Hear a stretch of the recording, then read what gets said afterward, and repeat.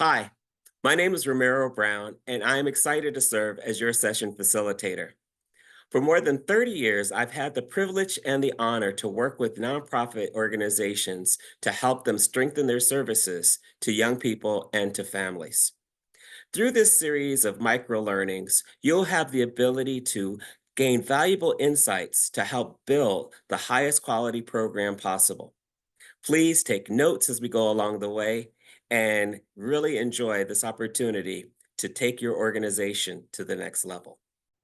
Welcome, everyone. Today, we're talking about something that impacts every minute of your work with young people, their physical safety. We all want our programs to be fun, engaging, and welcoming, but none of that matters if our spaces aren't safe. When we talk about physical safety, we mean creating an environment where kids can be themselves without worrying about getting hurt. And when families see that we prioritize their child's safety, they trust us more. So let's dive into why this matters and what we can all do to make sure that every youth feels secure in our spaces.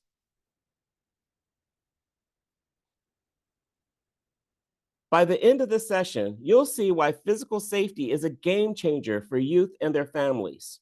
We'll cover three core principles that you can lean on every single day: prevention, consistency, and modeling. Plus, we'll walk through a simple 9 point safety sweep and share some easy steps you can take to keep things safe and smooth. These tools will give you the confidence to help you not just react when something happens, but to prevent issues before they even start. So let's talk about why this is so important. Picture this: you walk into your program area and the space is bright, clean, and organized. You see kids laughing, playing, and trying new things. That's what we want every day.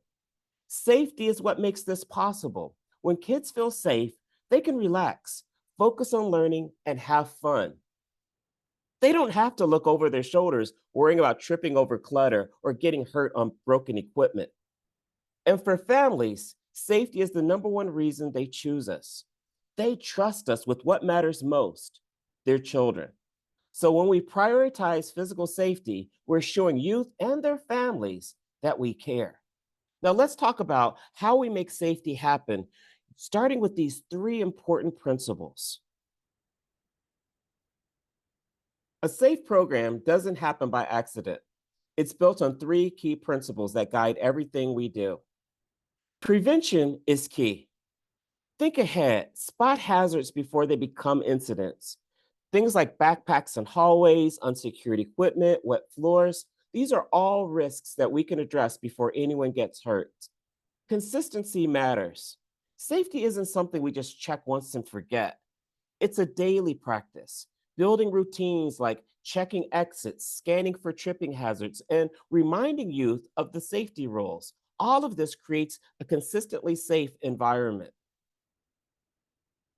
Empowerment through modeling. Youth are always watching. They pick up on what we do and not just what we say. When we demonstrate safe behaviors like cleaning up spills quickly or using our equipment properly, they learn to do the same. These principles, prevention, consistency, and modeling, help build a culture of safety that protects everyone. Let's start the 9 point safety sweep with emergency exits. Take a look around. Are all the exits clear and easy to get to? Could you and the kids get out quickly in an emergency? Also, check for lighted exit signs above the door. If you don't have one, talk to your leadership. Glow in the dark photoluminescent signs are a simple solution and are easy to find at Home Depot or Lowe's. The goal is simple: we want everyone to see their way out fast if something happens. Next up, pathways and floors. Walk around your space. Are there toys, cords, or bags in the way? Any spills? Trips and falls are some of the most common injuries, but they're also some of the easiest to prevent. Just keeping the walkways clear can make a huge difference. Check your furniture and equipment. Is anything wobbly or broken? Does that chair look like it's about to give out? If something looks unsafe, fix it or remove it. Kids need sturdy furniture and safe equipment to play and learn.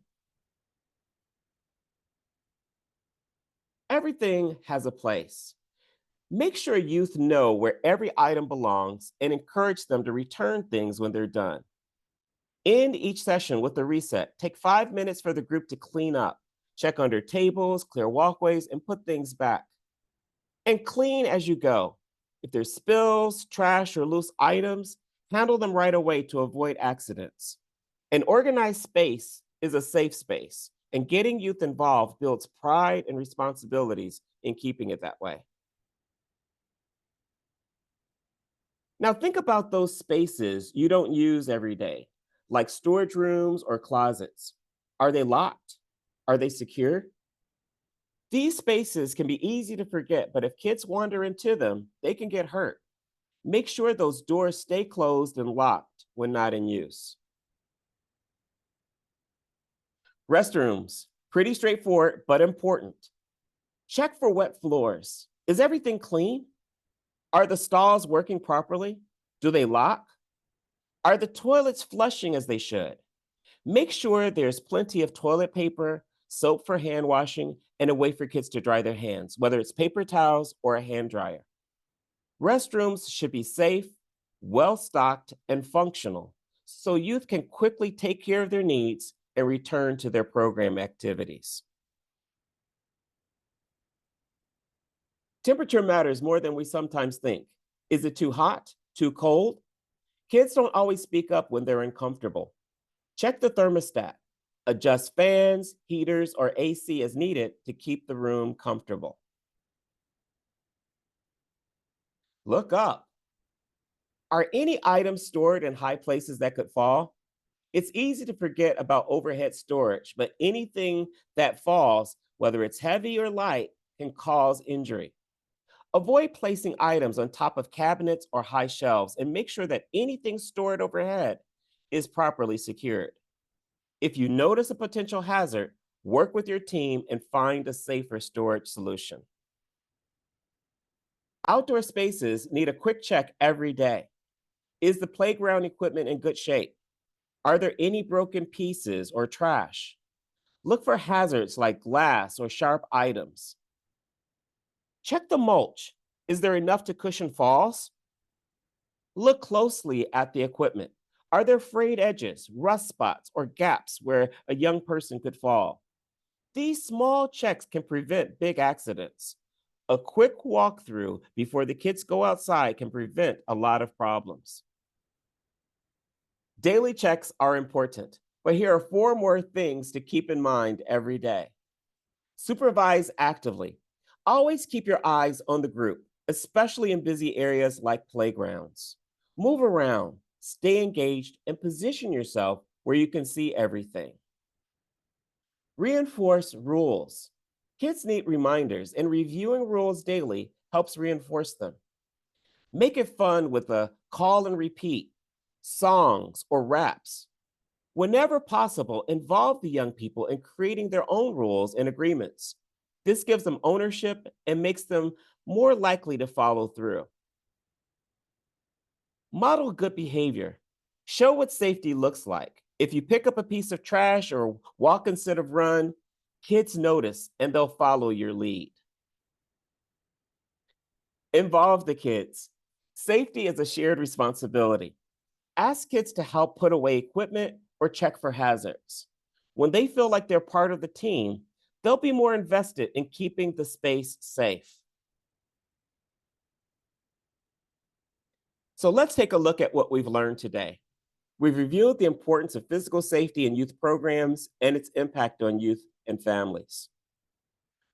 We looked at three guiding principles for creating a safe environment: prevention, consistency, and modeling. We explored key areas to check each day to prevent hazards. And we reviewed some practical steps that you can take throughout the day to maintain a safe, engaging environment. Maintaining a safe environment takes ongoing awareness and the right resources. For playground safety, the National Program for Playground Safety provides guidelines on creating a secure outdoor play area. The Centers for Disease Control offers safety recommendations to prevent injuries and promote well being in youth spaces. And for youth program guidelines, GSAN is a great resource. Georgia Statewide After School Network, or GSAN, supports after school and summer programs by providing training, resources, and advocacy to help youth programs succeed. This microsession is part of our effort to help you feel confident and prepared in your role. Our goal is to make sure that every youth program in Georgia is safe, high quality, and impactful. For more resources, visit www.afterschoolga.org for tools and training opportunities. If you have questions, email us at info@afterschoolga.org. Thanks for being here and for everything you do to keep our kids safe. Your attention to safety makes all the difference. Stay safe, and we'll see you next time.